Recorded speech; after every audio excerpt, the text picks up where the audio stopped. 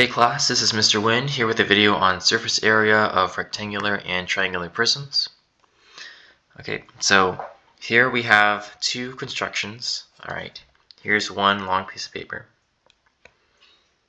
Okay, it's split into three sections. 1, 2, and 3. If we take a piece of paper like this and we fold in the sides, I'm folding in that side, we can make a triangular prism like this that folds around just like that. Okay. In the same way, we can do the same thing if we make four sections.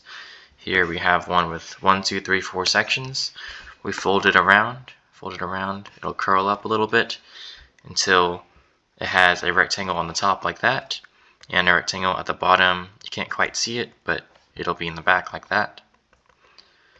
And we can use those pieces of paper to construct those shapes. Okay. Now we can use a model like this to help us find the total surface area of each of these prisms.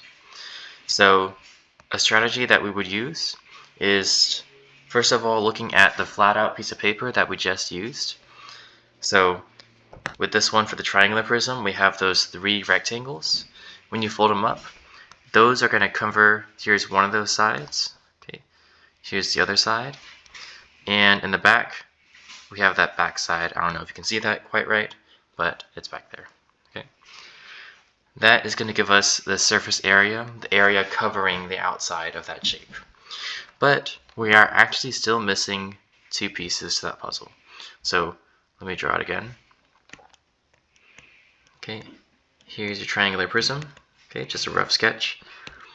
To find the surface area, we get that long piece of paper with the three sections. We can find the area of that because that's just a rectangle, a 12.9 rectangle. And it's going to give us the area of those sides. But we're also missing something. We are actually missing the bases. This triangle part at the top, there's no paper covering that yet. And this triangle part at the bottom, there's no paper covering that. It would be hollow. So when we find the total surface area, meaning the surface area on all sides of the prism, we got to add those two triangles. Okay, the area of those two triangles. Remember, those are your bases. Okay, in the same way, we're going to do the same thing with the rectangular prism. To find something like this, the total surface area, we are going to need to first add that long rectangle, that piece of paper with the four sections. That covers the four sides wrapping around. Let me show it like this. Wrapping around the rectangle like that. But it's still, again, it's missing that top side. That would be hollow. There's no paper covering it yet. And the bottom side, we also need to cover that up. Okay. So again, we're going to have to add those two rectangles at the top and the bottom. Again, those are our bases in order to find the total surface area of the rectangular prism. Okay, so that's going to be our general strategy. First, we'll talk about finding the lateral surface area. Okay, so there's two types of surface area. There's total surface area and there's lateral surface area. Lateral, that word means on the sides. Okay, so if you work out, you know that the muscles on the side of your body, those are called lats. Maybe that helps you remember lateral means sides. So the lateral surface area is the surface area just on the sides, meaning not including the bases. Okay, no bases, just the sides. So it's saying that's just this piece of paper that wraps around on the sides. It gets the four sections, that part, right? The part in the back, it's kind of hard to see now, but in the part on that side, that's our lateral surface area. Same thing with the triangular prism. It gets that side, it gets that side, and then it gets this side in the back. And it's kind of hard to tell when I shade that in, but just those sides, hopefully you can understand what I'm talking about. Okay, but we want to look at, so the length of the construction paper rectangle was 12 inches. Okay, this was 12 inches long. How does this length relate to the triangular base? Okay, well, the triangular base, Let me scroll up a little bit. Maybe we can see a little bit better. So it's looking at this length. Okay, I'm using a green pen to show that length, 12 inches. When you fold that around for your triangle, it's going to get that side, it's going to get that side, and it's going to get that side. Okay, a little bit hard to see. Let me change colors. Again, that length is 12 inches. When you wrap it around, it's going to go all the way around that triangle. Okay, so that's going to be the distance around the triangle. You should remember from last year or another grade, that distance is called the perimeter. The perimeter of that shape, it's a triangle, so the perimeter of the base, or which is a triangle in this case.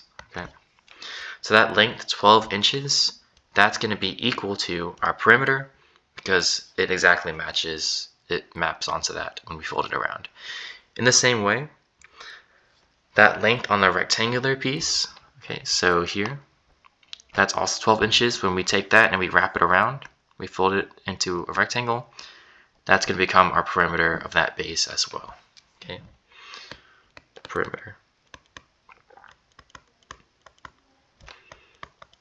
In this case, the base is a rectangle. Alright, so that's the length of that rectangle. Okay, the top sides and the bottom sides. Now, we want to look at the width of the construction paper. Okay, so the width is going to be 9 inches. Let me scroll back up. Alright. So here's your width on that side. When you fold that around, that's going to match this edge right here. Alright, same thing if you take this one, that's going to match that edge. It's a little bit hard to see, but you know what I'm talking about. This edge is going to match that edge, and then this last edge is going to wrap all the way back on to actually the first edge. Okay, same thing over here. This edge, that's going to map up to there. This one is going to go over here. This one over here. This one in the back. Okay, and this last one again is going to wrap around. We're going to tape it to that first edge as well. So that width, 9 inches, corresponds to that length there, which is 9 inches. Okay. We also call this the height of the prism. Okay. The height is the distance from one of the bases to the other bases. So on the top we have the rectangle.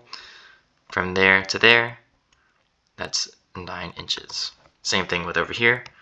From that triangular base to that triangular base, that's also going to be 9 inches. That's the width of our paper. So the width of the rectangle is the height of the prism from base to base, that distance. Same thing here. Okay. Make sure to pause and rewind if you missed anything that we talked about here. If you're doing this at home or doing it on your own, you can also take a piece of paper and try it out for yourself. We're going to go ahead and move on. We want to write a formula for the lateral surface area of prisms. We're using P for perimeter and H for height. So up here we said the perimeter is the same thing as the length of that rectangle. And we're going to use P here. P for perimeter. Same thing, no matter what shape it is. We're going to use H for height. We said height is the width of that paper. And we said the lateral surface area is just the rectangular piece of paper. Okay, so again, this surface area, that's the whole lateral surface area. If I wrap it around, that'll cover my whole shape on the sides, but it's still missing the base on the top, right? So to find the lateral surface area, all I need to do is find the area of that rectangle. Okay.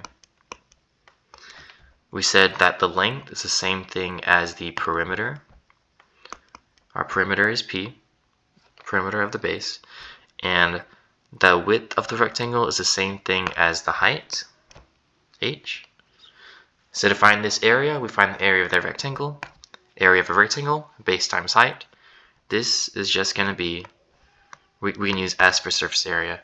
This is just going to be the length times the width, or P times H, perimeter times height. Again, this is perimeter of the base, and this is the height of your prism.